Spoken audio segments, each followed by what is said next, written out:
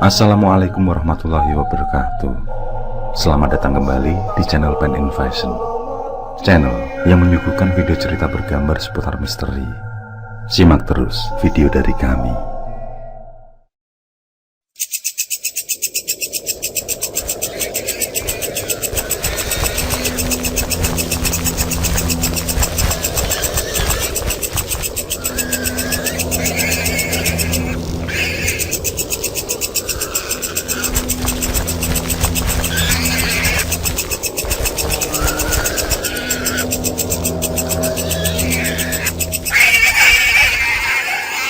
Di setiap pergantian masa, kisah tentang berbagai pesugihan masih terus berlanjut bagi orang-orang yang tidak beriman.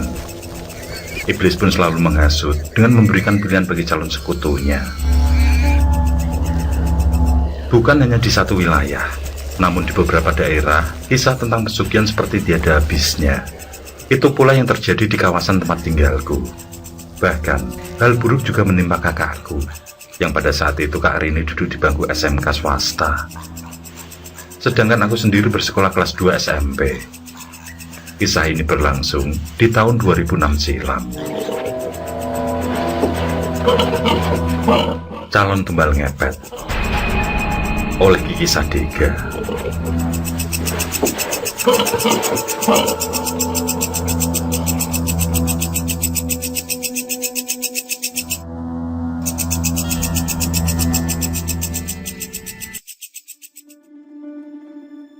Setelah usai sholat subuh, aku mengikuti perintah Kak Rini untuk membantunya mencuci pakaian, termasuk seragam sekolahku sendiri. Dia yang mengucek, sedangkan aku yang membilas. Kegiatan itu sudah aku lakukan semenjak masih SD dulu. Setiap libur sekolah aku mencuci sendiri seragam dan beberapa pakaian lain. Khusus untuk seragam sekolah dan baju lain yang berwarna putih, memang sengaja tidak kami masukkan ke mesin cuci. Takut jika tidak bersih ataupun ada noda yang tidak bisa dihilangkan. Tidak ketinggalan juga pakaian kotor orang tua kami yang sibuk bekerja di malam hari. Untuk mencukupi kebutuhan, ibu dan ayah berdagang di sebuah tempat pelelangan ikan di wilayahku. Setelah selesai menjemur, aku langsung beranjak untuk main bersama kawan-kawan, sedangkan kakak punya acara sendiri bersama temannya. Libur 2 hari ini akan kugunakan untuk memancing di sungai, yang tentu akan sangat menyenangkan.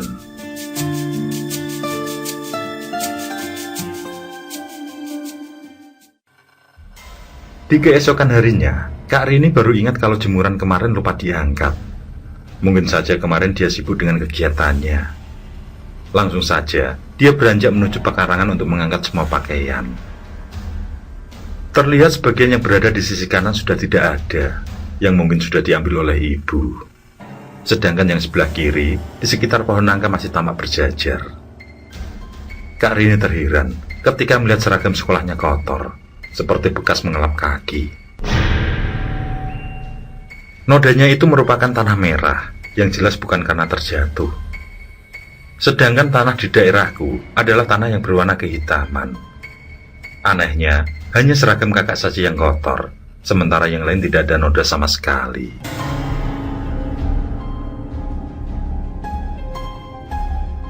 Seketika, Kak Rini memanggilku dengan nada agak marah. Begitu aku mendekat, dia langsung menanyakan perihal seragamnya yang kotor. Aku yang tidak tahu menahu pun menjawab apa adanya.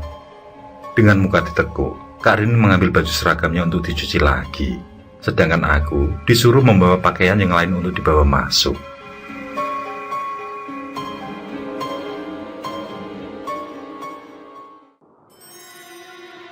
Libur 2 hari terlewati. Pagi itu sebelum berangkat sekolah, aku melihat ada yang aneh dengan Kak Rini.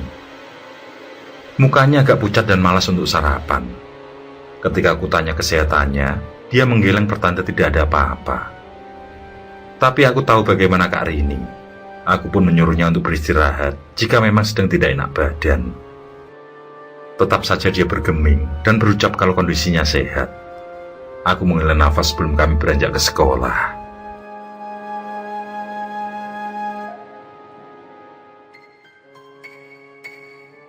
Sepulang sekolah, aku melihat kondisi Kak Rini kecapean dan tambah pucat pasi. Jalannya juga agak gontai, menandakan kalau kesehatannya lagi bermasalah. Dan lagi-lagi, dia menjawab kalau hanya butuh istirahat saja sewaktu aku bertanya.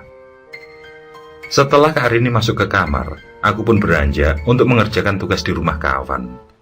Entah mengapa ada rasa cemas yang kurasakan dengan keadaan Kak Arini.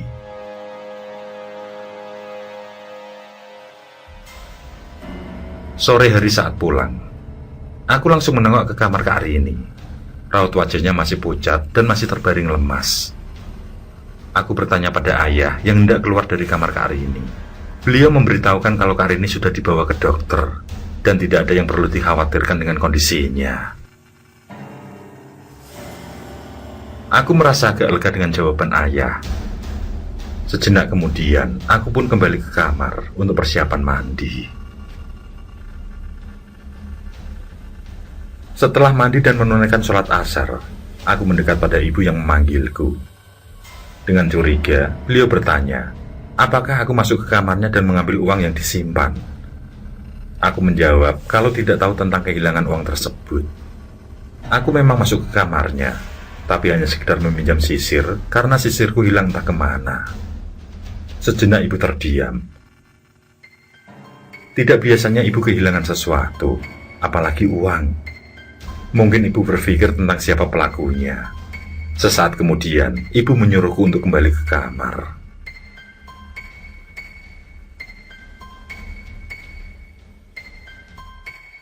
Seusai sholat Isya, aku melihat ada yang berbeda dari Kak Arini. Dia itu orang yang periang, tetapi tamak seperti pemurung. Pandangannya kosong setiap kali kuajak bicara. Dan atas perintah dari orang tuaku, malam ini aku menemani Kak Arini. Aku akan menggelar karpet untuk tidur di lantai. Baik ayah maupun ibu merasa khawatir dengan kondisi Kak Arini, meskipun dokter hanya memvonis sakit biasa. Sedangkan di malam itu, mereka tidak bisa meninggalkan pekerjaannya, karena ada janji penting dengan pelanggan. Malam beranjak naik, aku merasa lega saat melihat Kak Arini sudah tidur dengan nyenyak. Segera, aku ikut pejamkan mata.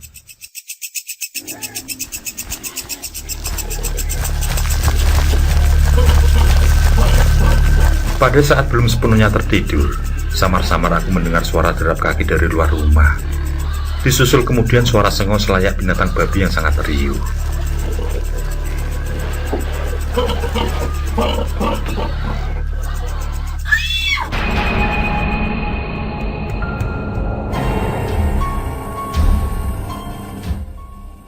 Dan aku pun terjaga ketika Kak Arini mendadak berteriak.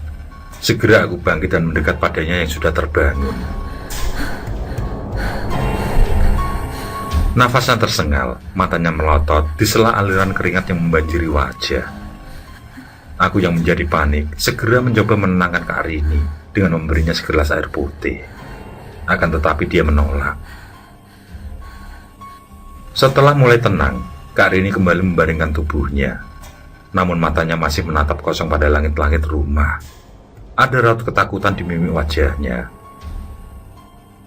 Dan aku pun bersyukur karena malam itu terlewati tanpa ada hal aneh yang menyusul.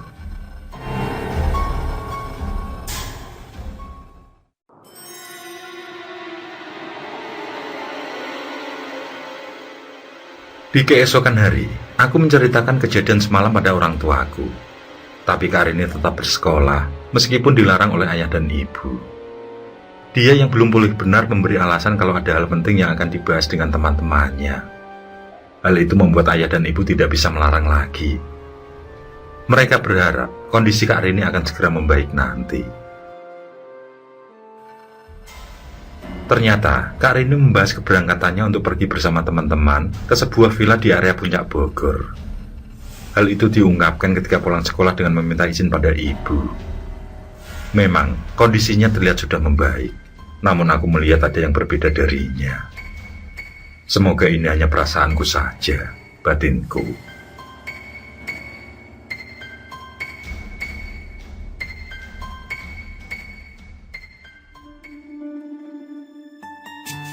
Hari yang ditunggu tiba. Berangkatlah kakak ke puncak bersama 7 temannya. Ketika sampai di villa yang dituju, Mereka pun bersenang-senang selayak remaja pada umumnya.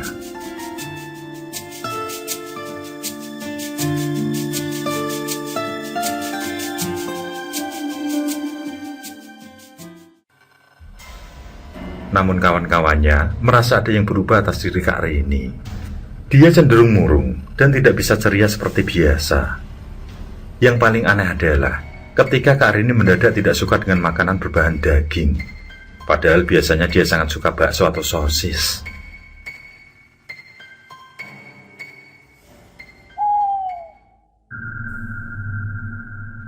Di malam harinya, villa tempat mereka menjadi gempar ketika Kak Rini diketahui kesurupan. Dia meracau tidak jelas. Merasa bingung, salah satu kawannya pun menghubungi ayah yang saat itu sudah ada di tempat kerjanya. Ibu merasa panik, namun dengan tenang, ayah menyuruh mereka agar meminta bantuan pada penjaga villa, sementara ayah akan segera menyusul ke sana.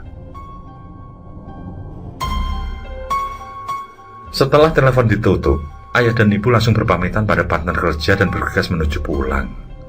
Akan tetapi saat di perjalanan, ayah teringat dengan seorang kenalannya yang bernama Pak Agus. Selain seorang yang berlangganan ikan, Pak Agus juga dikenal sebagai sosok yang memiliki ilmu kebatinan. Dan setelah melakukan diskusi dengan ibu, pada akhirnya mereka akan mengajak Pak Agus ke villa. Mobil tua bak terbuka itu pun dibalik arah.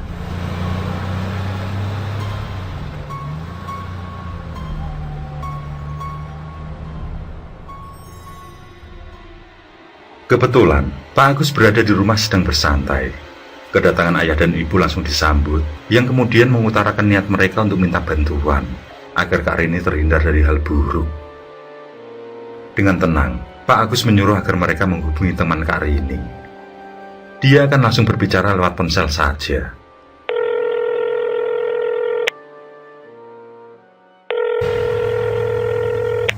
Pada saat sudah terhubung, ayah langsung menanyakan kondisi Kak Rini.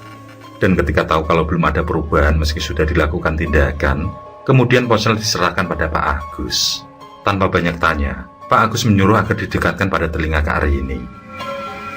Setelah itu Pak Agus mulai fokus, hingga terjadilah tanya jawab. Ayah dan ibu merasa khawatir, karena yang mereka dengar bukanlah suara Kak Rini, melainkan suara seorang perempuan tua renta. Dan anehnya, sesekali terdengar sendawa seperti seekor babi. Lewat media ponsel tersebut, Pak Agus melakukan ritual agar Kak Rini kembali dalam kondisi semula. Dan alhamdulillah, setelah beberapa menit sosok tersebut mampu dikeluarkan dari jasad Kak Rini.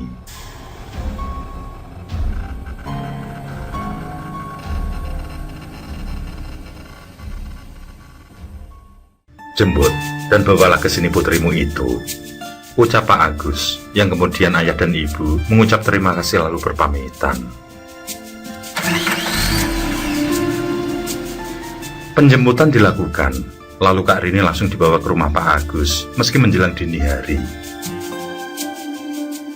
Pak Agus yang memang sengaja menunggu, menyuruh agar Kak Rini menceritakan hal ganjil yang ditemuinya akhir-akhir ini. Ternyata, semenjak libur 2 hari itu, Kak Rini ditemui sosok makhluk bermuka babi. Giginya sangat runcing menakutkan. Di hari-hari berikutnya, dia seperti diikuti oleh sosok makhluk tersebut, yang membuatnya lemas dan ketakutan. Rencananya Kak Rini akan menceritakan hal itu setelah usai dari puncak. Dia tidak ingin jika rencana bersama kawan-kawannya itu dilarang oleh ayah dan ibu, karena masalah gaib yang ditemui. Sesaat setelah mendengar penuturan tersebut, Pak Agus minta agar Kak Rini duduk bersila dengan mata terpejam, membelakanginya yang juga duduk bersila. Ketika posisi sudah dianggap benar, dilakukanlah sebuah penerawangan untuk mencari sebab tentang apa yang menimpa Kak Rini. Pak Agus memejamkan mata, sedangkan ayah dan ibu menunggu dengan perasaan was-was. Sesaat kemudian Kak Rini meringis sambil mengepalkan tangan seolah menahan sesuatu. Terlihat keringat dingin mulai mengucur membasahi wajahnya.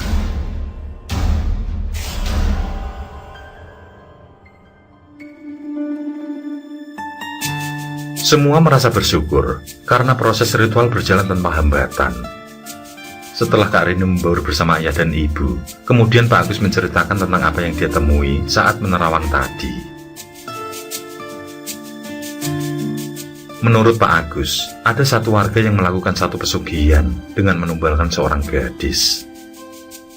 Pesugihan ngepet tersebut menggunakan tanah, tempatnya melakukan ritual. Selain lewat pakaian, tanah tersebut bisa dioles pada barang lain milik sasaran. Dapat dipastikan, dalam waktu kurang dari seminggu, maka korban akan meninggal dunia.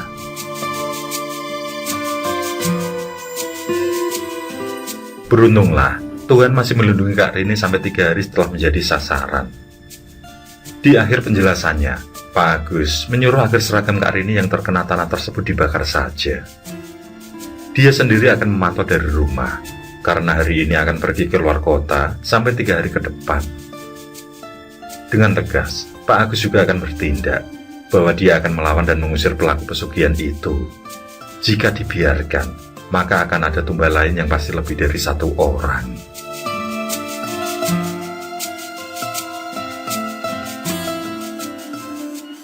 Menjelang sore hari ada warga yang tiba-tiba pindah, dengan alasan tidak cocok dengan hawa pedesaan. Menurut ayah, warga yang tinggal di kampung sebelah itu baru saja ngontrak rumah selama 3 minggu. Entah memang orang tersebut atau bukan yang menjadi pelaku pesugihan seperti ucapan Pak Agus. Tapi yang jelas, setelah kepergiannya, para warga yang semula sering kehilangan uang, kini sudah aman. Keluargaku pun merasa bersyukur karena Kak Rini mampu terhindar dari tumbal ngepet. Satu jenis pesugihan yang sangat berbahaya, karena menumbalkan gadis manapun yang dituju, terutama bukan anggota keluarganya.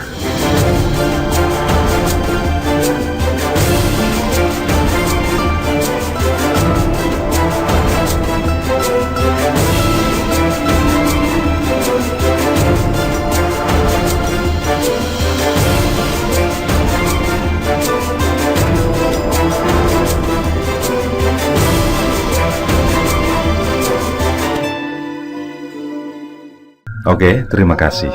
Semoga kawan-kawan terhibur, dan untuk ke depan, semoga channel ini bisa lebih baik lagi. Akhirul kalam, wassalamualaikum warahmatullahi wabarakatuh. Sesandingan hormat kali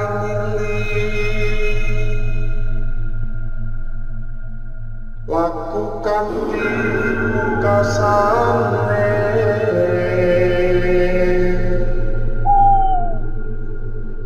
Anda kersanengku